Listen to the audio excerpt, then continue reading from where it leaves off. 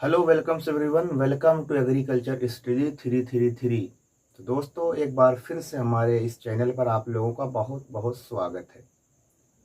जैसा कि कल हमने भूगोल के पहले चैप्टर का आधा लगभग चैप्टर कवर कर लिया था और फिर बाकी जो बचा वो आज हम कवर करेंगे। कल हमने संसाधन क्या है, संसाधन का वर्गीकरण तथा संसाधन का विकास ये सब पढ़ लिया था। आज हम लोग पढ़ेंगे वो भू संसाधन और मृदा संसाधन के बारे में पढ़ेंगे। तो अगर आपसे हम पहले यही पूछ लें कि भू संसाधन और मृदा संसाधन कैसा संसाधन है, प्राकृतिक संसाधन है या कृत्रिम संसाधन है, तो आप क्या कहेंगे? प्राकृतिक संसाधन है।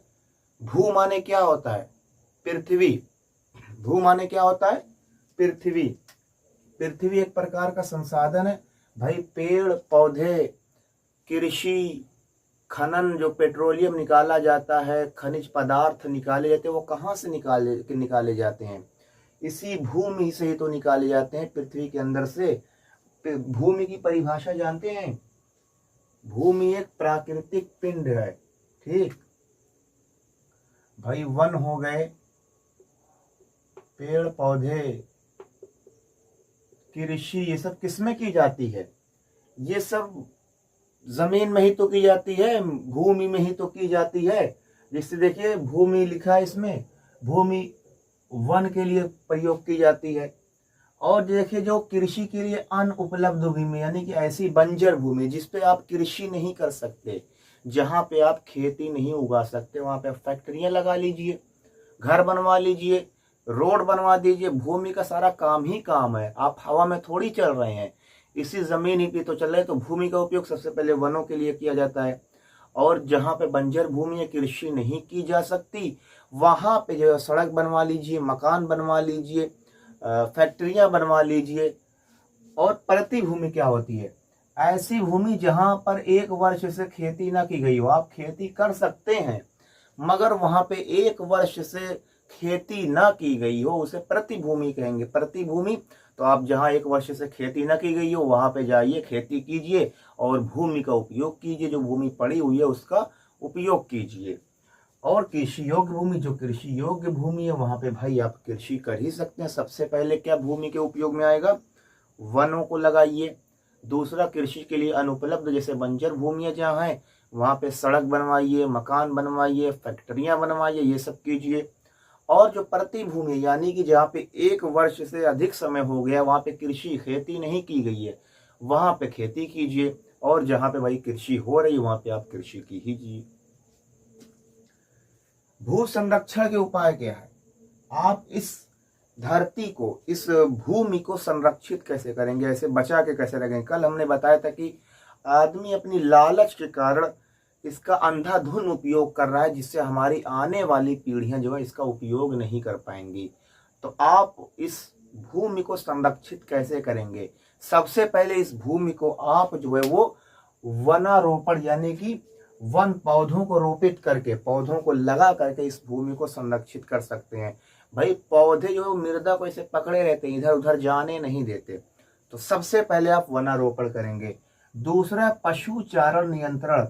पशु जो इधर उधर पूरा चर जाते हैं, घास, देखिए घास उस रहती हैं जो, वो भी मिट्टी को, मृदा को पकड़े रहती हैं, जमीन को, ठीक। तो वो भी एक प्रकार से मृदा को संरक्षित कर सकते हैं आप। कैसे? ज्यादा एक ही जगह पशु चराइए, ये नहीं कि पूरा छोड़ दिए, जहां मन करे वहां चर रहे हैं, ठीक। पशु चारण नियंत्रण। खनन नियंत्रण, आप जो बड़ी बड़ी जमीन लालच के चक्कर में जो है यहाँ से सोना निकल आएगा, यहाँ से पेट्रोल निकल आएगा, आप वहां पे खुदाई कर रहे हैं, ठीक। तो वहां पे जो है आप जो खनन है उसको नियंत्रण कीजिए कि ज्यादा से ज्यादा न खोदिए। और आप जैविक खेती कीजिए। जैविक खेती का मतलब ज्यादा उर्वरकों का ना प्रयोग कीजिए। जैविक खेती में जैसे गोबर की खाद का प्रयोग कीजिए, रासायनिक उर्वरकों का प्रयोग ना कीजिए, कार्बनिक उर्वरकों का प्रयोग कीजिए। उसे क्या कहेंगे? जैविक खेती, ऑर्गेनिक कल्टीवेशन, ठीक। तो सबसे पहले वन रोपण कीजिए, पशु चारण को नियंत्रित कीजिए, खनन को रोकिए और जैविक खेती कीजिए। भू संसाधन क्या है? पृथ्वी हमारे लिए एक संसाधन या एक प्राकृतिक संसाधन है। वन, पेड़ पौधे ये सब इसमें पाए जाते हैं। भूमि उपयोग क्या है? भू उपयोग वन कहाँ, वन लगाइए कृषि के लिए, जहाँ अनुपलब्ध भूमि है वहाँ पे सड़क बनवाइए, घर बनवाइए, औद्योगिक फैक्ट्रियां बनवाइए। प्रति भूमि ऐसी भूमि जहाँ पर 1 वर्ष से अधिक समय हो गया वहां पे खेती नहीं की गई है, वहां पे खेती कीजिए। और कृषि योग्य भूमि जो उस पर आप कृषि कीजिए। भू संरक्षण आप कैसे करेंगे? सबसे पहले पेड़ पौधे लगा के, पशुओं को अधिक से अधिक चरने ना दीजिए, ज्यादा खुदाई ना कीजिए और जैविक खेती कीजिए। अब आता है मृदा संसाधन। मृदा और भूमि में क्या अंतर है? मृदा और भूमि क्या अंतर है? देखिए, सबसे पहला जो भूमि होती है इसमें लंबाई, चौड़ाई और ऊंचाई तीनों होती है, और मृदा में केवल लंबाई और चौड़ाई होती है। ठीक, ये सबसे बड़ा अंतर है। मृदा को कहा जाता है soil is a natural habitat for plant. मृदा जो है वो पौधों के लिए प्राकृतिक घर है। भाई, पौधे जो कहाँ रहते हैं? पौधे यहीं पे तो रहते हैं, मृदा में ही तो रहते हैं। तो इसीलिए कहा जाता है कि मृदा जो है वो पौधों का प्राकृतिक घर है। मृदा पौधों का क्या है? प्राकृतिक घर है। अब देखिए, तो मृदा का फायदा भाई, खेती उती सब इसी में की जाती है, मृदा ही में तो की जाती है। अब भारत में कितनी प्रकार की मृदाएं पाई जाती हैं? देखिए, कहा जाता है कि 1 इंच मृदा का निर्माण होने में कई हजार साल लग जाते हैं। तो बहुत ही सोच समझ के आप मृदा का प्रयोग करेंगे। मृदा का निर्माण ये चट्टानों के टूटने से बनती है। बड़ी बड़ी जो चट्टानें होती हैं, बेसाल्ट, ग्रेनाइट, जब वो टूटती है उनका अपक्षय होता है चट्टानों का। ये कोई चट्टान है, जब ये टूटती है तब कहीं जाके मृदा का निर्माण होता है। 1 इंच मृदा का निर्माण होने में हजारों साल लग जाते हैं।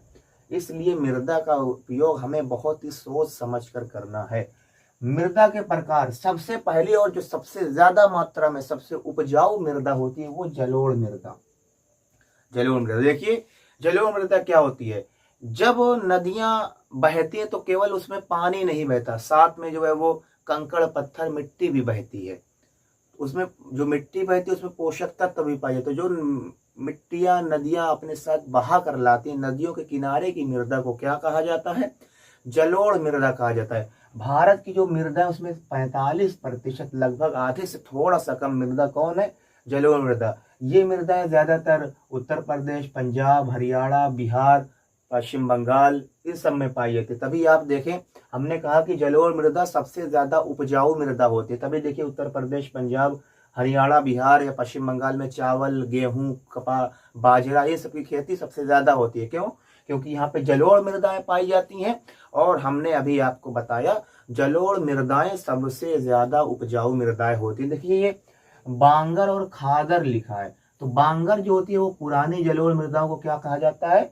बांगर कहा जाता है। और नई जलोढ़ मृदाएं जो होती है, यानी अभी अभी बहा के लाई गई, उन्हें खादर कहा जाता है। तो जलोढ़ मृदा उत्तर प्रदेश हो गया, पंजाब हो गया, हरियाणा हो गया, बिहार, पश्चिम बंगाल, ये सब में जलोढ़ मृदाओं की संख्या काफी अधिक पाई जाती है। खास तौर पर गंगा नदी, यमुना नदी और ब्रह्मपुत्र नदी जो बहा कर अवशेष लाती हैं, उन्हीं से इन जलोढ़ मृदाओं का निर्माण होता है।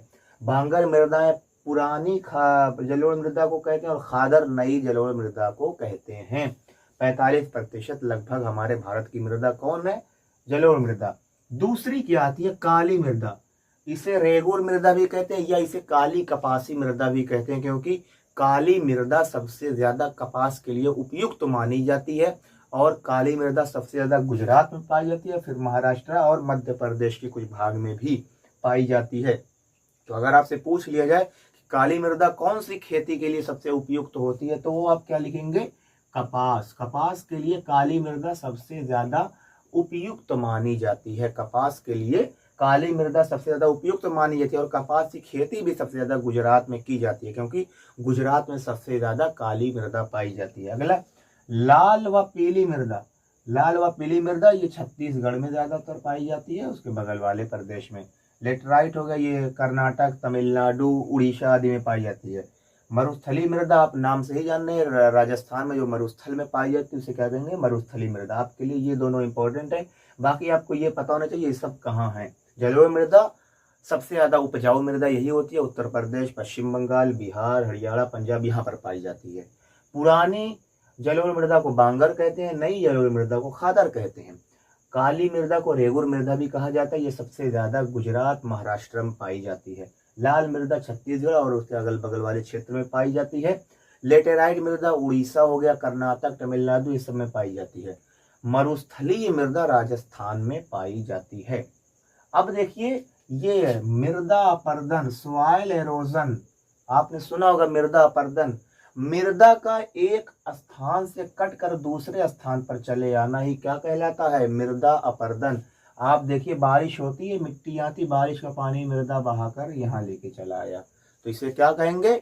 मृदा अपरदन कहेंगे। तो मृदा अपरदन क्या है? मृदा का अपने स्थान से कट कर दूसरे स्थान पर या बह कर दूसरे स्थान पर चले जाना, चाहे वो हवा के द्वारा, पानी के द्वारा, किसी भी हम ही ले जाके कर दें आप, तो क्या है? मृदा अपरदन।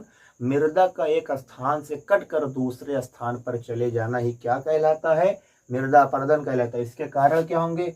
सबसे पहले हवा, दूसरा वर्षा, ठीक, तीसरा इसमें भी खनन आ जाएगा। जब आप खोदेंगे तो वहां से मृदा जो निकली वहां दूसरी जगह ले जाके रख दिया। वनों की कटाई, ये महत्वपूर्ण है। वन, हमने कहा कि वन जो रहते हैं वो ऐसे पूरी पकड़े रहते हैं अपने उसकी जड़ें जो रहती हैं वो मिट्टी को पकड़े रहती हैं। तो जब वन आप काट देंगे तो जो मिट्टी पकड़े थे वो बरसात होगी, वो बह जाएगी। तो ये सब कार्य है। मृदा अपरदन क्या है?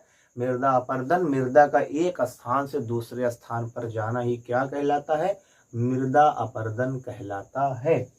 मृदा अपरदन के कारण हवा, वर्षा, खनन या मनुष्य स्वयं हो सकता है, या आप वनों की कटाई। तो आज हमने क्या पढ़ा? भू संसाधन। भूमि, पृथ्वी हमारे लिए एक संसाधन के रूप में कार्य करती है।